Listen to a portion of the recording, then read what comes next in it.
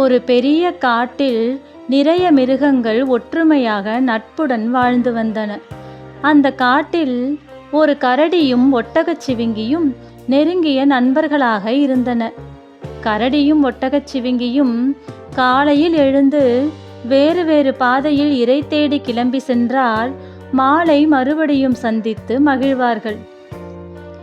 வழக்கம் போல ஒரு நாள் நண்பர்கள் இருவரும் இரை தேடி வேறு வேறு பாதையில் புறப்பட்டார்கள். அப்படி சென்ற ஒட்டகச்சிவிங்கி உணவு உண்டு கொண்டிருக்கையில் கவனமில்லாமல் ஒரு குழிக்குள் விழுந்து விட்டது. குழிக்குள் விழுந்த ஒட்டகச்சிவிங்கி மிகவும் பயந்து போனது. அது மட்டுமல்லாமல் பதட்டப்படத் தொடங்கியது.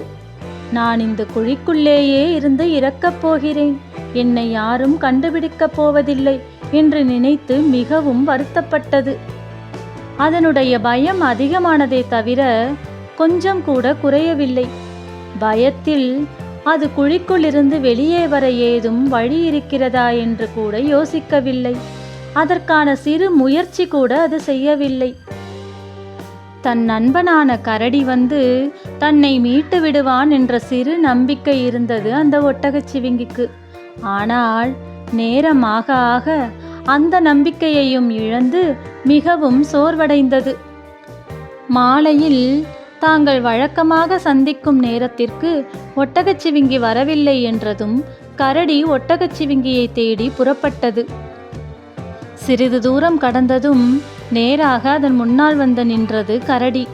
கரடியை பார்த்த ஒட்டகச்சிவிங்கி பெரிய நிம்மதியடைந்தது.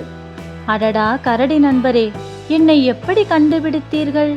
நீங்கள் யாரும் என்னை கண்டுபிடிக்கப் போவதில்லை என்று நான் மிகவும் பயந்து போய்விட்டேன் என்று சொல்லியது. அதை கேட்ட கரடி விழுந்து விழுந்து சிரிக்கத் தொடங்கியது. நீதான் பனைமரம் போல் வளர்ந்திருக்கிறாயே, இந்த காட்டில் எங்கே இருந்து பார்த்தாலும் உன்னை எளிதாக கண்டுபிடித்து விடலாம். உன்னுடைய பலம் என்னவென்று தெரியாமலேயே நீ இங்கு இருக்கிறாய். இந்த குழியை நன்றாக பார். இவ்வளவு பெரியதாக வளர்ந்திருக்கும் உனக்கு இது மிகச்சிறிய குழிதான். நீ சிறிய முயற்சி செய்தால் இந்த குழியிலிருந்து எளிதாக மேலே ஏறி வந்து விடலாம் என்று சொல்லியது அந்த கரடி. அப்பொழுதுதான் அந்த ஒட்டகச்சிவிங்கிக்கு எல்லாமே புரிய ஆரம்பித்தது.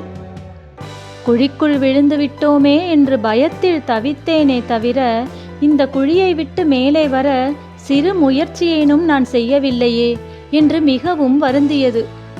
அதற்கு பிறகு சுலபமாக 2 அடி எடுத்து வைத்து குழியை விட்டு மேலே ஏறி வந்தது ஒட்டகச்சிவிங்கி. அப்பொழுது அந்த கரடி, நாட்டில் இப்படித்தான் பல பேர் தன்னுடைய பலம் என்னவென்று தெரியாமலேயே தங்களை தாங்களே குறைத்து மதிப்பீடு செய்து கொண்டு வாழ்க்கையில் முன்னேற்றம் காணாமல் இருக்கிறார்கள் என்று சொல்லி புரிய வைத்தது.